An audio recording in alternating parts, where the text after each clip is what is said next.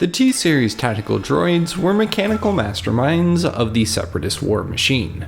No motion, no hesitation, just strategy. The droids were basically the brains of the Separatist army, commanding hundreds if not thousands of battle droids at one time. They aided in the coordination of their military, acting as advisors and generals for their superior officers, and they were highly intelligent and given full authority over Separatist military elements. They would deploy forces, command starships, call in airstrikes, and anything that the Separatist army had at their disposal, the T-Series tactical droids could use for attack or defense. And they were even known to sacrifice large numbers of their own troops, disregarding B-1 and B-2 battle droids in ground assaults, even though they mostly stayed clear of the front lines, as they calculated their battle strategies from the safety of flagships or other fortified locations. Throughout the Clone Wars, we saw many T-Series tactical droids participating in invasions, captures of cities, espionage, blockades, and the defense of planets, having a small and large impact on the overall war.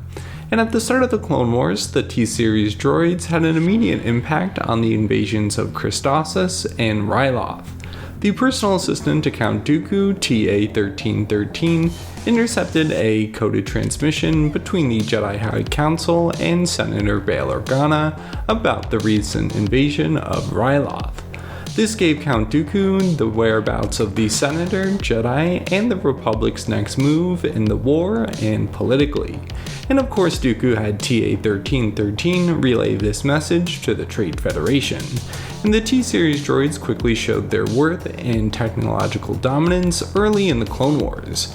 But later in the war they would show their faults, as TA-175 served under the command of Wat Tambor, the head of the Techno Union, in the defense of Ryloth's capital city of Lasu. The T-Series were ruthlessly intelligent, but often overconfident to a fault. And when asked what to do about the defense of Lasu City, TA-175 suggested retreat as the only viable option because the Republic would eventually take over the city. And the reliance on precise calculations meant they lacked the imagination when dealing with unexpected situations. And in this case, TA-175 opted for retreating. He even left Wat Tambor behind when the Republic retook the city. And after constantly suggesting retreating, the droid was actually correct, and he more or less disregarded Wat Tambor, despite his capture would have an overall worse effect in the Clone Wars, but TA-175 survived and was able to relay the message to Count Dooku that Wat Tambor was captured and should have listened to him. And during the Clone Wars, we see a number of T-Series droids like TZ-33, who is in charge of a CIS mobile command center on Felucia. In taking droids for the invasion and sending them out to battle, TZ-33 had battalions of droids at his disposal, but he overall failed to defend his command center when the clones and Jedi launched a surprise attack. But we did see TZ-33 deploy spider droids for his defense, and using B-1 and B-2 and even BX commando droids for a counterattack and defense before he met his end. And on Malastare, after long battles were fought, TN-123 was able to surround the Dug Species Palace in a final attack in the hopes to capture the palace, planet, and its fuel sources. And if it wasn't for the Republic developing an electroproton bomb, TN-123 was for sure going to capture that planet. And during the Battle of Umbara, TM-171 commanded a strategic supply operations from a dual-hemisphere Omni-support vessel in orbit, commanding not only droids but the munitions to the Umbaran militia who were aligned with the CIS.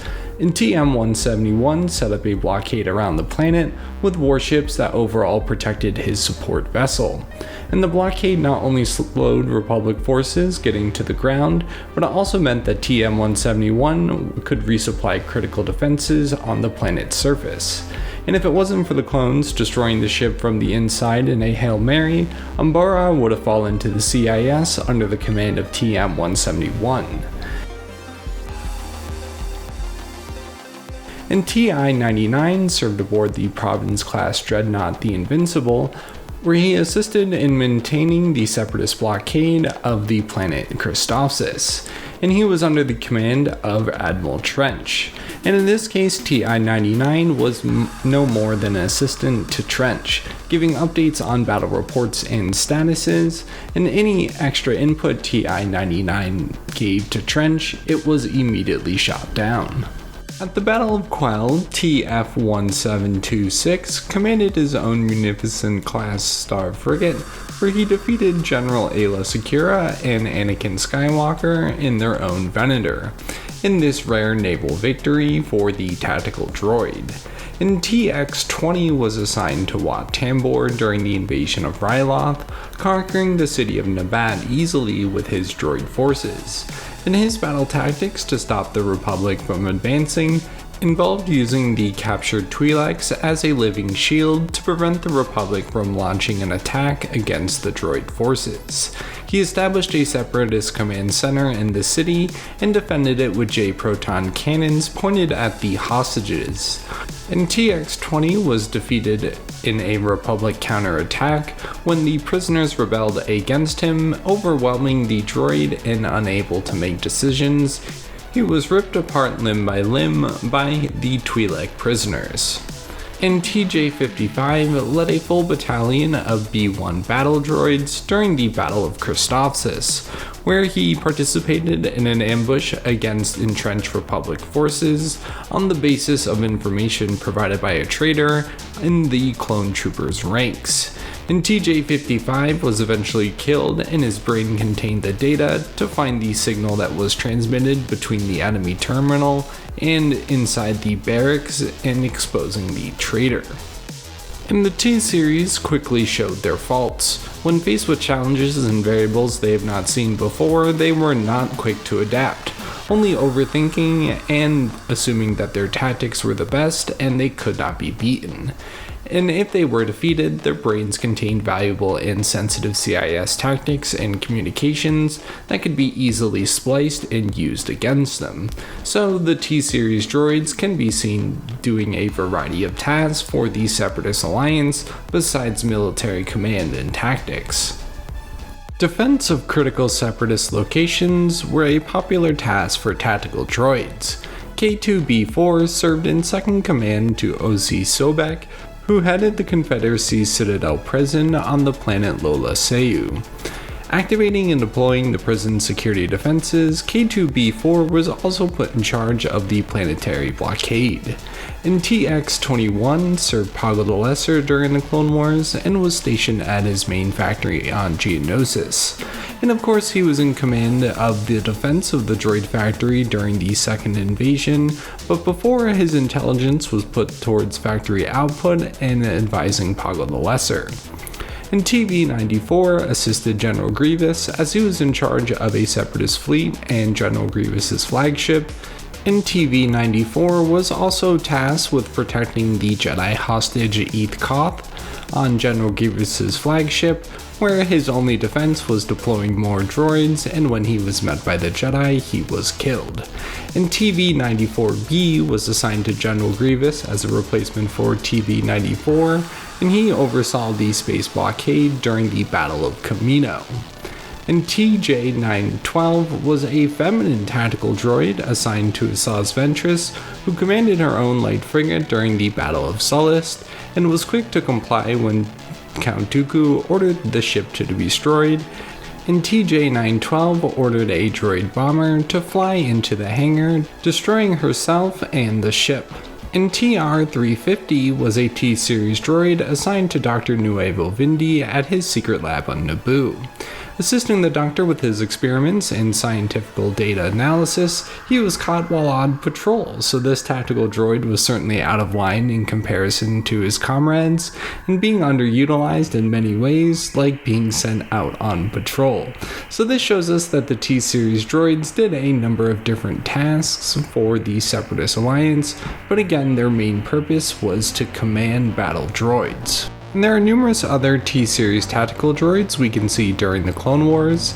KD-77 was a T-Series tactical droid that served Loch Durd, and at one point TX-532 led an operation from a spy ship on Naboo in an attempt to recruit Gungans to the Confederacy of Independent Systems, and TX-94 was another tactical droid that was named, and there are plenty of other unnamed droids we can see in the Separatist Alliance, like unnamed tactical droids that were used on annexes at the Separatist Cyber Center, transmitting and receiving messages about Republic battle tactics under the command of Admiral Trench.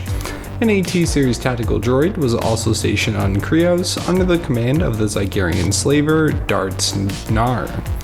And there were many more unidentified T-series tactical droids, commanding droids in battles across the galaxy.